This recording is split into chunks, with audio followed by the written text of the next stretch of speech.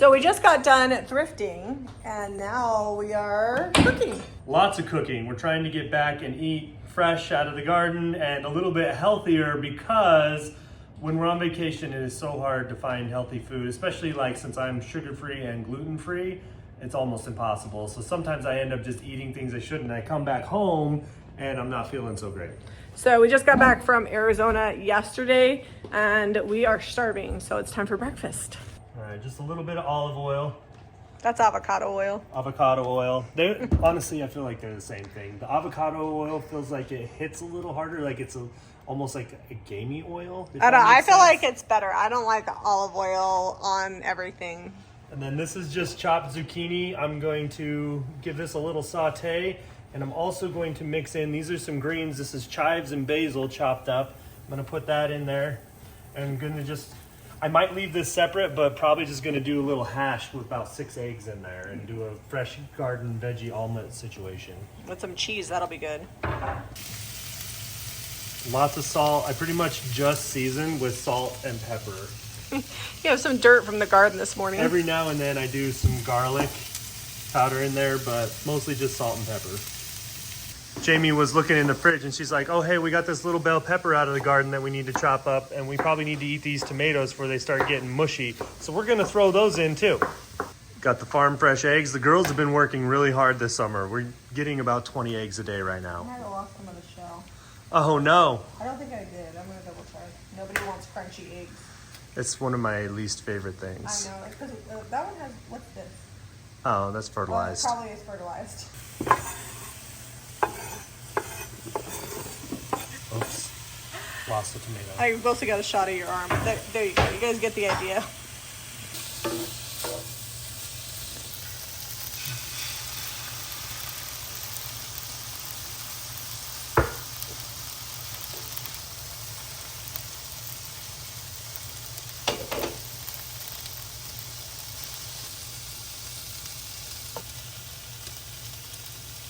The trick is you gotta wait till the one side is really cooked, and then you can roll it like a little omelet burrito. Omelet burrito. Oops, tripped it. They won't be pretty. Actually, if you roll it one more time, I think it'll be okay. Well, Take out the bottom. I might flip it and do some cheese on the top. That'll make it good. Extra cheese. Look at that. Now you'll never know it was messy. Just add some more cheese and nobody's sad about that. Whoops. In an apocalyptic situation, I'm gonna need about 40 gallons of Cholula. Well, here's the thing. I feel like daily you're trying to replace your blood with the Cholula. Like, you might as well just have an intravenous drip. I'm spicy. All right, Redrick, I know there's a couple sneaky tomatoes in there, but are you gonna live? I think I will. How do you like it? It's pretty good. All right. I had some extra veggies, so I just dumped them on my plate. I am getting ready to head over and do some more demo over at the cottage while I leave Jamie here making all the money. She is photographing a thrift haul. This is what we do full time that enables us to do some of these projects. We go thrifting and junking, and we sell that in our shop and do videos on that too. Sometimes I feel like he leaves the mess so he can start a different mess, so he doesn't have to deal with this. Well, and later, when you do come over, when you're done with this, you're gonna haul all the trash away to the trailer. That's so my day job, and then my second job is being your construction assistant. I love it.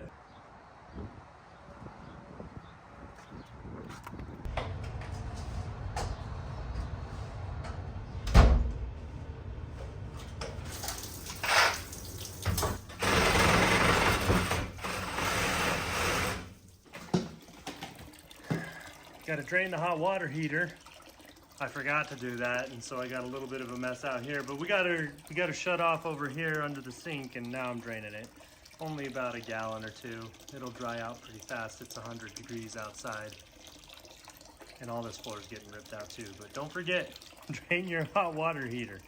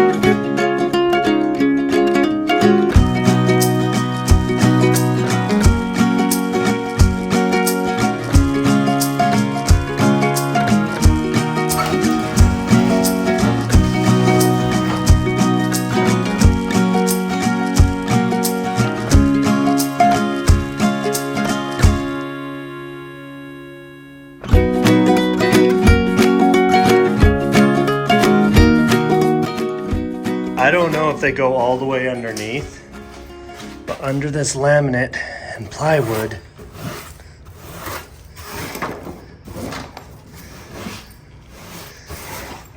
we've got hardwood floors. There is some rot over there, and it actually looks like it's just dirt underneath. So that might be, oh no, that's concrete. So maybe it's got like a subfloor. I'm gonna have to check it out. I'm gonna let the dust settle for a minute, and then we're gonna start hauling some of this out.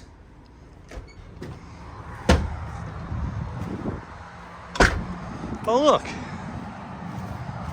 Jamie's out here picking beans. You told me I couldn't come in because you make a mess. No, well, it's a lot of beans. I didn't know we had that many. We have a lot, and I'm actually leaving some on that are probably be ready in like a day. Nice. I don't know what I'm gonna do with them. So Odelia was supposed to pick these peas while we were gone. And she sent a video of her picking peas. There's no way that there's this many peas that are ready from Friday when she was picking them to Monday today. Maybe our plants are just extra. They are extra. I can't believe they probably won't be as good because it's hot, but I I just had one and it still tasted nice and sweet. can't believe they haven't. Well, you can tell they're getting stressed. Yeah, it is hot. It was 100 today. I can't believe 100. those plants just aren't completely dead. Yeah, well, they're in shade all afternoon from the walnut tree, so they like it. Buttercup knows we're over here picking weeds. She wants some. This is a nice break from demo over here in the shade of the afternoon. It's actually quite nice. We got a storm hopefully blowing in and get some clouds going. You ready, girl? You ready? Yeah.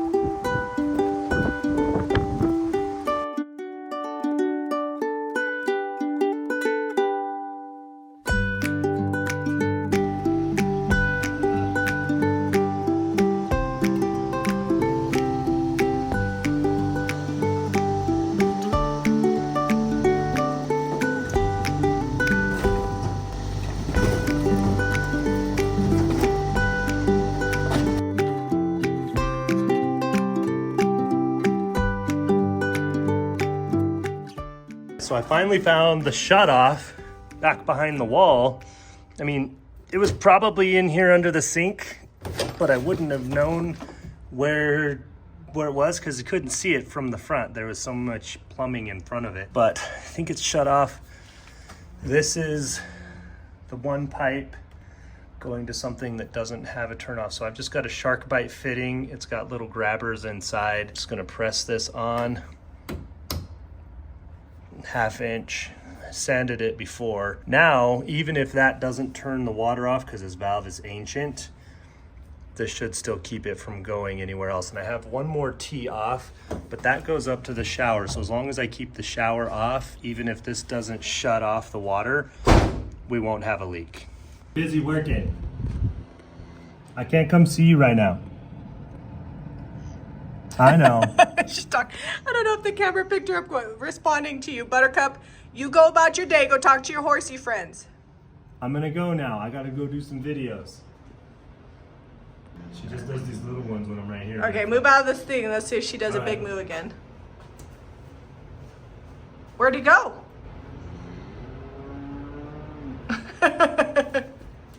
There he is.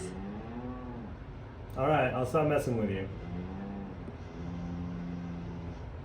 And so it starts. We went from 1 zucchini a day and now we've got 4, and even though we only have 5 plants over there, I think we'll be up to like 10 zucchini a day soon. They're each producing like 1 zucchini a day now. And I also have these dragon peppers. Oh, nice. Dragon roll. I can't wait to get those and ferment them. Very good. So now that it's summer, we do a ton of grilling. These are green beans out of the garden. This is chicken thighs from Costco, and then we just got some cheese grated on there. When Buttercup's in milk, we have mozzarella cheese that we make from her cream and from her milk, and it's really good stuff. So we're looking forward for her to be back in milk in the next couple months. Should have done more green beans. They always cook down more than I think, especially on the grill. Yeah, that's not enough for all of us. Well, everybody already ate, so this is like you, me, and Jack gonna eat this. The chicken ratio seems right. Loving that the garden is producing so many vegetables because we're starting to implement them in a lot of our cooking. What, you can't even wait this morning? You can't wait for the grain? Come on now. We are hoping that the beets make it until next week. They probably are due to come out and be replanted so we can get a second harvest on them, but we've got to pickle them and we just don't have time right this second. It's probably going to be same story on the cucumbers. Tons of blossoms in there. Once they get going, it's going to be more than we can handle. Look at these yellow squash showing off. I don't think I have any squash in there yet, but the plants are getting big. Right there, you can see it. Oh, where's it at? Right there. There's a little crookneck squash. Oh, yeah, there we go. The main goal of today is to get this dill harvested. There's like basil hiding in the dill. Yeah, we're gonna have a ton of basil too. I have a quick way to do the basil. You can microwave it and it dries it out crispy about 3 minutes at a time. So we might try that method out, but just got bags to keep them separate. What are we gonna do with this dill? Would you want to just dry it and save it for the pickling? For all kinds of cooking and pickling. So Jamie's taking about half the plant. Typically you want to go a third, but if some of these die, we'll be okay. It's okay. This dill isn't gonna die. It's like resilient. Look at this. I don't even know like what we're gonna get from this. Don't keep the stalks. We'll just keep the little stringy ends. It's like a bamboo forest. Jack planted the herbs, so he's very proud of his little herb garden. He did pretty good in the middle. You can see the spacing there. I don't know what happened on the side here though. We got basil and dill all mixed in together. I actually transplanted and moved some to spread them out. Yeah, we need to get that cilantro. It's going to go to seed soon. Yeah. Is that all the dill? Yeah. So there's all the dill. We filled up a whole bag. There's flowers on that everywhere they drop. We're gonna get dill. All right. This is the fun time of year at the garden where it's not so much that we have to can it, but we're starting to get harvest. So this is the first herb harvest. The dill is outperforming everything, even though it's probably got the least plants in there. Tons of basil. This is all full. Starting to get some sage and a spider. We're gonna put this in the salad spinner and wash everything. And then cilantro. Herb drying tutorial. It's really easy. You could do it in the microwave. That's really fast, but for as much as we have, that's not the optimum method.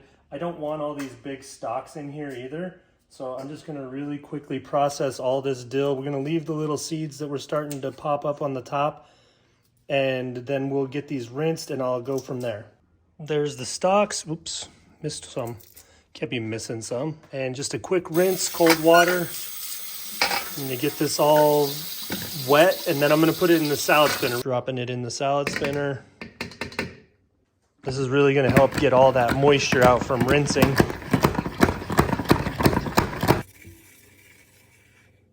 There's a lot of different ways that you can dry your herbs. You can hang them if you want that pretty Pinterest picture.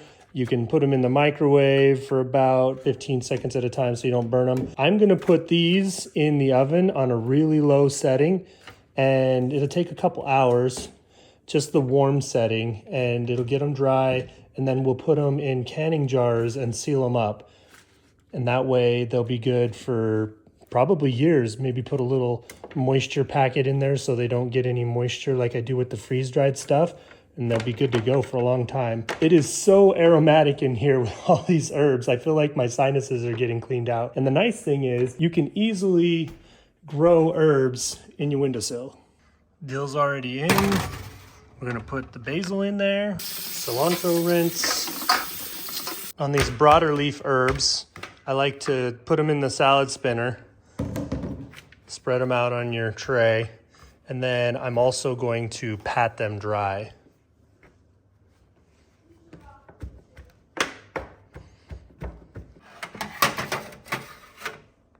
All right, top oven, keep warm. Lower oven, keep warm. Oh, I gotta set a start. Alexa, set a timer for 1.5 hours. 1 hour and 30 minutes, starting now. We're 2 hours in. The cilantro is still kind of, I want to say, still pretty moist. I'm just kind of flipping it here, rotating it so it doesn't burn. You don't want it to burn. But the sage, we're almost there. It's a little soft here, but a couple of these, you can hear the crispiness. I'm gonna leave those in for like 15 more minutes. I don't think they'll burn then. Basil's still kind of damp. You can see moisture on the pan right there. So I'm just gonna keep fluffing this. We don't want them to get slimy. We want to dry them out. I might need to do 2 pans on that. The dill, about same story as the cilantro. Just needs a little more time. It's getting a little crispy over here. It's finally all dried out. It looks like Spanish moss hanging from a tree, but this is the dill. I've got my vacuum sealed bag. I can't put it in there one-handed, so I'm gonna set this down and put it in the bag. All right, I squished it up and got some of the big woody parts out. And now we vacuum seal.